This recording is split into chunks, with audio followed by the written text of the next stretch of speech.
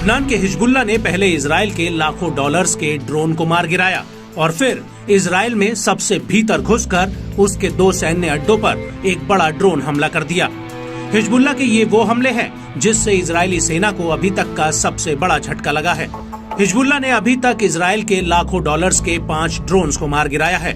इसके अलावा उसने उत्तरी इजराइल बॉर्डर पर बनी इजरायली सेना की तमाम चौकियों और जासूसी उपकरणों को मिट्टी में मिला दिया है।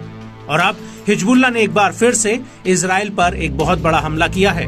दरअसल हिजबुल्लाह ने ऊपरी गैलिली पर लेबनानी बॉर्डर के पास बसे मरगैलियट इलाके पर दर्जनों रॉकेट फायर किए हैं।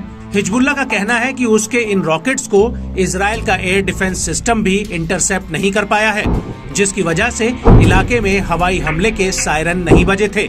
वहीं दूसरी तरफ इजरायली सेना ने इस हमले को लेकर अपना आधिकारिक बयान जारी किया है। आईडीएफ का कहना है कि कम से कम 10 रॉकेट्स को लेबनान बॉर्डर पार करते हुए चिन्हित किया गया है।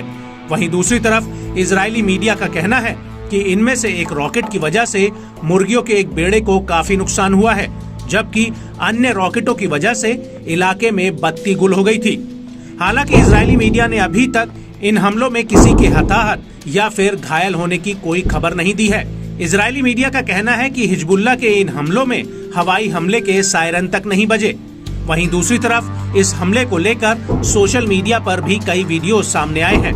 इनमें से एक वीडियो में रात का अंधेरा दिख रहा है और सामने आबादी में घरों की बत्तियां जलती हुई दिख रही हैं और तभी धमाकों की आवाजें आने लगती हैं।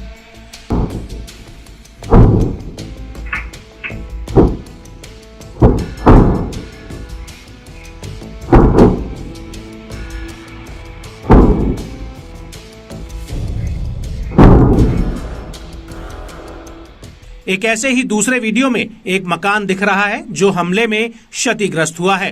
दावा है कि यह मकान हिजबुल्लाह के हमलों में क्षतिग्रस्त हुआ है।